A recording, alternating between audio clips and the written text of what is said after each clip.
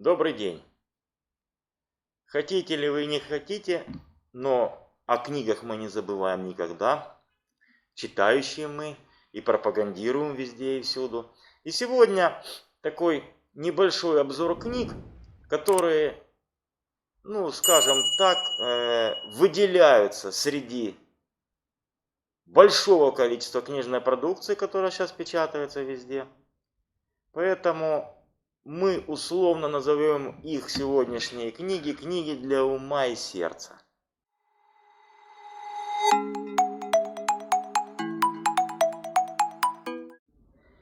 Немножко выделяются они, и вы поймете почему. Первая книга, которая пошла на ура, это книга автор женщина Сью Придо. Книга называется «Я динамит. Жизнь Фридриха Ницше». Уже само название книги говорит о том, что это биография выдающегося немецкого философа. Скажу вам, классно написана, очень дотошная. И что мне нравится, автор проводит параллели не только с прошлым, но и с сегодняшним временем. Очень удачно в конце книги дополнены по тематикам избранные афоризмы Ницше, очень к месту.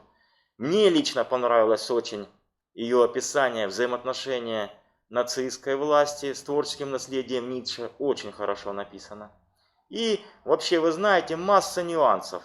И Ницше, не забывайте, это тот философ, которого легко читать. Вот, например, так говорил Заратустра, при всей своей сложной проблематике читается очень легко, как и почти все произведения Фридриха Ницше. Вот мы читаем, а о нем не знаем. А тут вы, в общем-то, почерпнете сведения интереснейшие. Почему он писал именно так? Почему он фактически придумал сверхчеловека? Почему он относился к Богу своеобразно очень? Поэтому я думаю, что эта биография вас заинтересует. Очень интересная книга, рекомендуем. Вторая книга в нашем сегодняшнем списке, это для любителей Голливуда. Автор Марк Эллиот. Книга называется «Клинт Иствуд. Последний ковбой». Клинт Иствуд не нуждается, по-моему, в каких-то комментариях. Это известнейший актер и режиссер, оскароносный. Все его фильмы прекрасны, вы знаете, «Непрощенный», «Малышка на миллион» и еще куча фильмов. Но тут момент какой?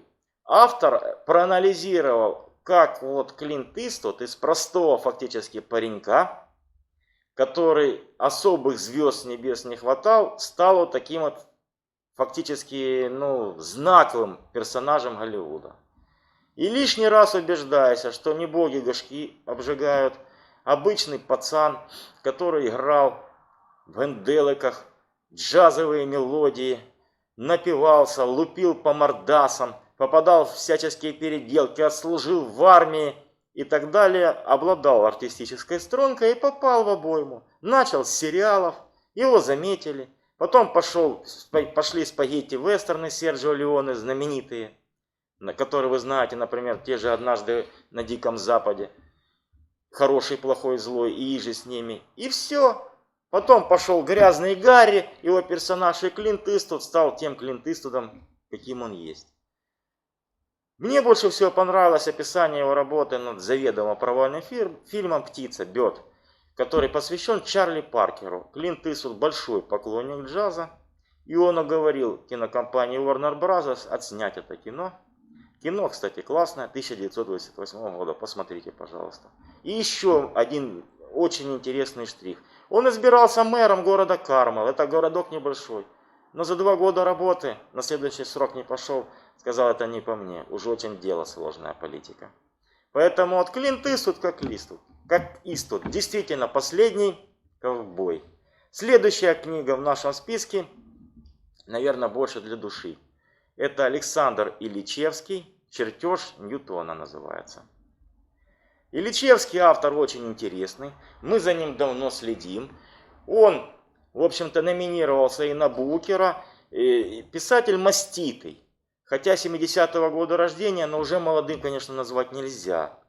У него до этого были большие романы «Матисс», например, «Перс», А вот чертеж Ньютона, чем мне понравился, там, в общем-то, человек фактически совмещает несовмещаемое, то, что мы очень любим. Одновременно в романе, который читается очень легко, есть и описание Памира, очень интереснейшее. Одно из лучших описаний города Иерусалима, вам известного, за последнее время, что я читал. И, естественно, американская пустыня в Неваде. Все это каким-то образом объединяется, очень легко читается, у автора очень интересный слог. Поэтому я думаю, что Ильичевский доставит вам удовольствие. Следующая книга. Александр Сенкевич, автор. Называется она «Венедикт Ерофеев. Человек нездешний». Она вышла в серии «ЖЗЛ. Жизнь замечательных людей». И я вам скажу, что Венечка Ерофеев – это один из любимейших народных персонажей. Его знаковый роман – это роман целой эпохи «Москва-петушки». В описании его похождений главного героя, который автор, в общем-то, изобразил фактически самого себя, Венечка Ерофеев, занимало умы многих, начиная от простых рабочих и кончая интеллигенцией. Александр Сенкевич взялся за интереснейшую вещь, потому что о Венедикте Ерофееве в последнее время выходили книги. Но он сделал это очень с интересным подходом. Будучи по образованию Сенкевич, он филолог, индолог, специалист по индуизму, значит, и Индии, фактически проводит параллели взаимоотношений Ерофеева с религией. И таки откопал корни того, что многие произведения Ерофеева не только сопоставимы с христианской моралью и религией, но еще и уходят корнями своими в восточные верования. Поэтому, в общем-то, подход интереснейший. Книга, несмотря на объемы, читается тоже на ура. Автор провел огромную работу. Проинтервьюировал всех тех, кто до сих пор жив еще из той славной когорты ерофеевской, родственников понаходил и так далее. И, в общем-то, я вам скажу, тот образ, у которых рисуются пьяницы, последнего падшего человека, которым является Ерофеев, у вас, к сожалению, исчезнет, а может быть, к счастью.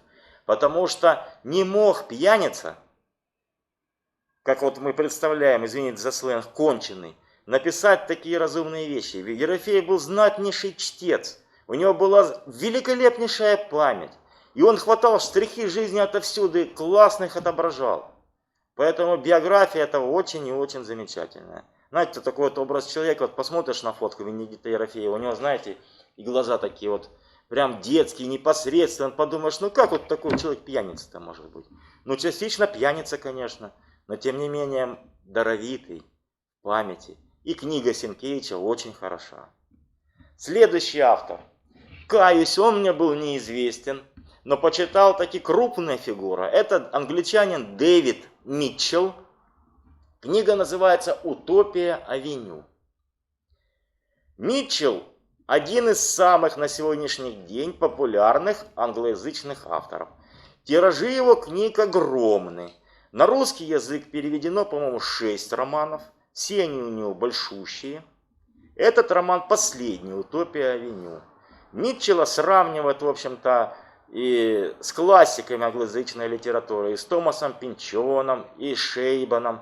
То есть он вот в этой когорте маститых людей. Но почему я вцепился за этот роман, обратил на него внимание? Потому что «Утопия-авеню» – это вымышленное название рок-группы. Действие романа происходит в 60-х годах прошлого века, накануне лета любви, психоделической революции и всего остального. И фактически книга эта очень классное отображение той эпохи, с такими мельчайшими подробностями, что один из известнейших британских литературных критиков даже пытался загуглить название этой группы «Утопия-авеню», и только потом ему сказали, что такой группы не существует. И не было никогда. Настолько автор, понимаете, он фактически вставил эту группу в ту эпоху. Почему? Потому что параллельно в романе действуют реальные персонажи. Те же Pink Floyd, группа Cream, Дженнис Джоплин, Брайан Джонс из Rolling Stone. И написано все это живо. с большим знанием дела.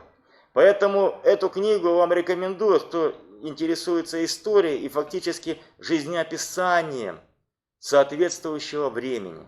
Это вот, понимаете, лично я вот такие книги тоже обожаю, где вот утопические вещи совмещаются с реалиями. Почему это вызывает предмет обожания? Да потому что можно порассуждать вместе с автором. А когда автор чего-то не договаривает, особенно своих измышлизмов, а ты доходишь до чего-то сам, это вот и вызывает чувство определенного восторга и интереса. Поэтому на сегодня наш коротенький обзор, коротенький, но я думаю хороший, и книги интересные, закончен. Спасибо за просмотр, всего вам доброго.